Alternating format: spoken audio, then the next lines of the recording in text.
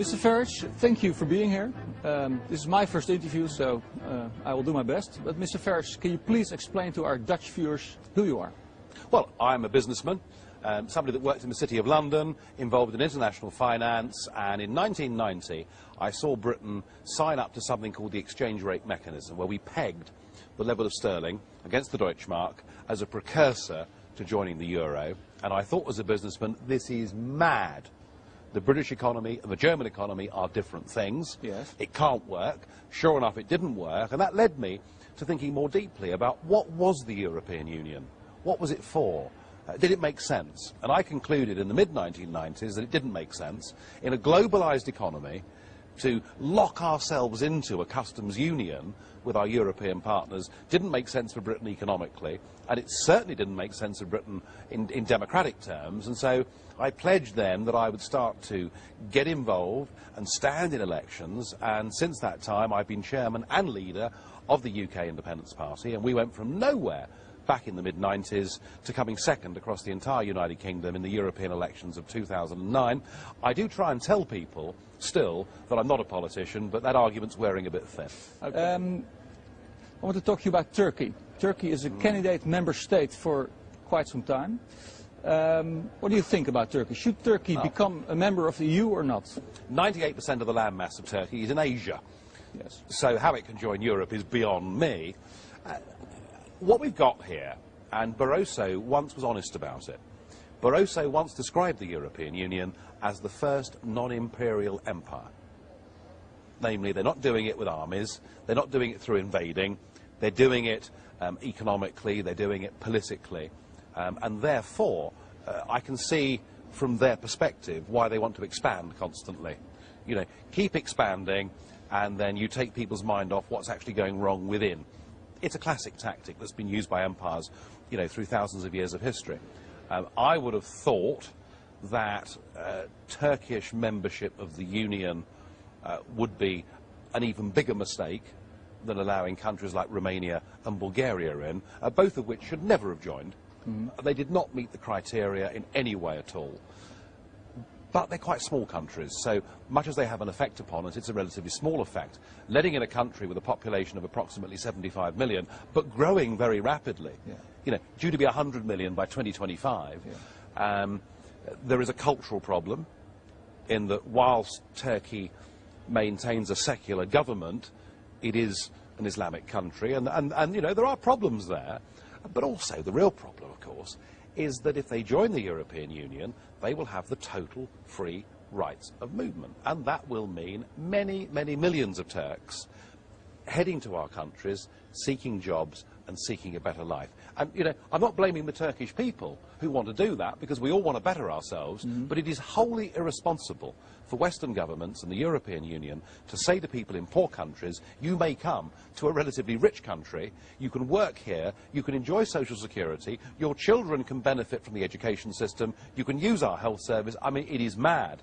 And I think what we're seeing, and certainly you've had it in the Netherlands, and we're seeing samples of this in the United Kingdom, is we're seeing the increased ghettoisation of our cities and towns. Yes.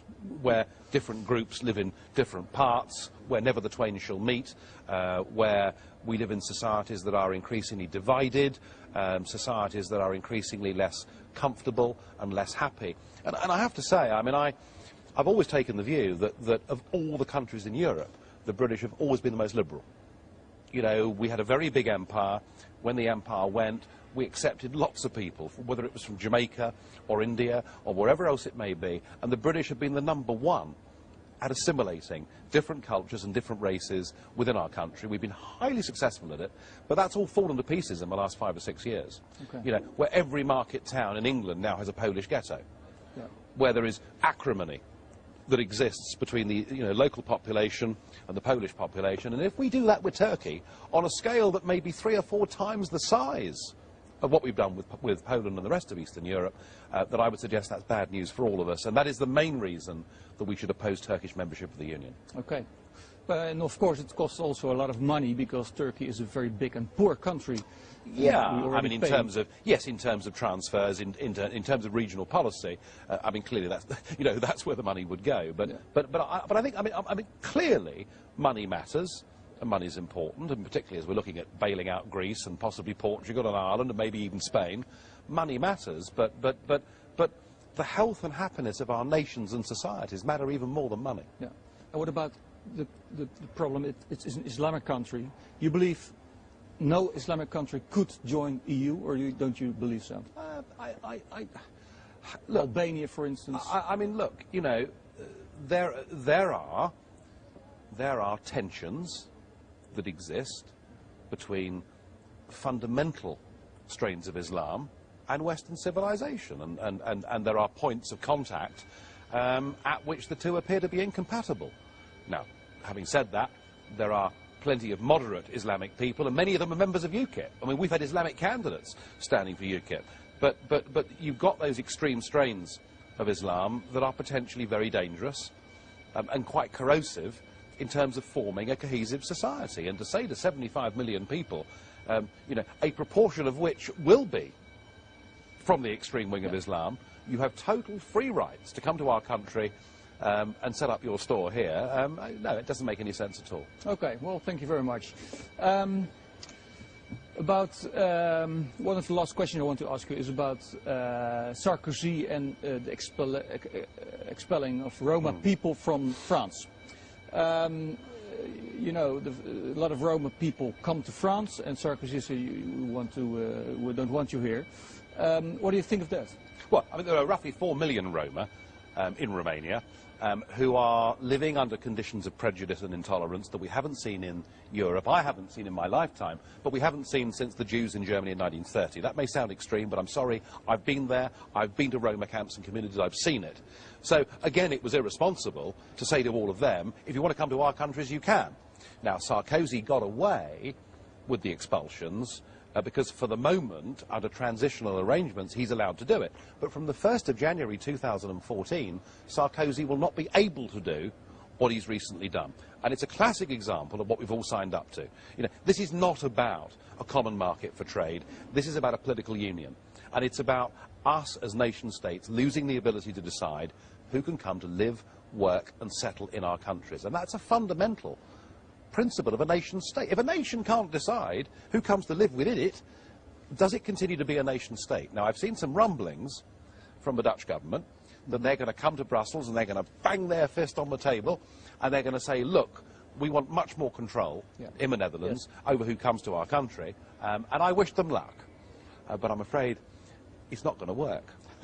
Because they're determined here to have a common immigration and asylum policy. They're determined here that they will decide for you and for me in my country what we can and can't do in terms of immigration. And maybe it's the immigration issue that will be the straw that breaks the camel's back. Maybe that'll be the thing that finally makes our populations realise that actually we don't want all of this vast building, this huge bureaucracy, this huge cost, this huge imposition of foreign law upon us, this total diminution of our own democracy, of our identity, of our ability to control our borders. And maybe we should all say, well, it's actually time we lived in a 21st century Europe, which would be a Europe of sovereign states that elect their own governments, that make their own laws, but that are prepared to sit round a table like this, and we can agree minimum standards on the environment, on health and safety at work, on products. We can do all the things that good next-door neighbours would choose to do living in a street, but we do so as sovereign, proud nations. Well, I can't agree with you more on this sovereignty of our countries. Well, do you have any final words to our Dutch viewers you want to say to them? Yeah, I do. I want to say this. You were given a referendum on the EU Constitution, and two-thirds of you, very sensibly, said no. I remember the evening. We had a big champagne celebration in the Parliament here, and it was great fun. And what did they do? They just ignored you. They just ignored you. That's true. And my advice to people from your country watching this is do not trust your own career politicians. Don't put the blame on Mr. Barroso or the EU institutions. It's not them that have taken away your democracy. It's your own politicians that have given it away.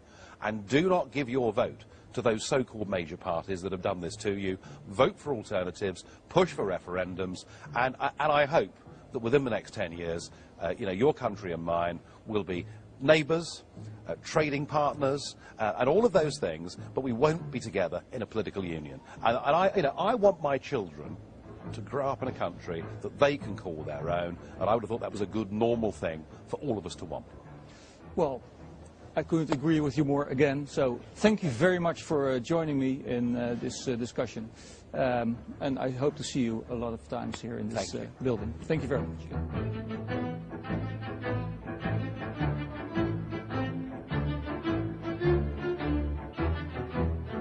To find out more about who we are and what we stand for, go to the UK Independence Party website at www.ukip.org.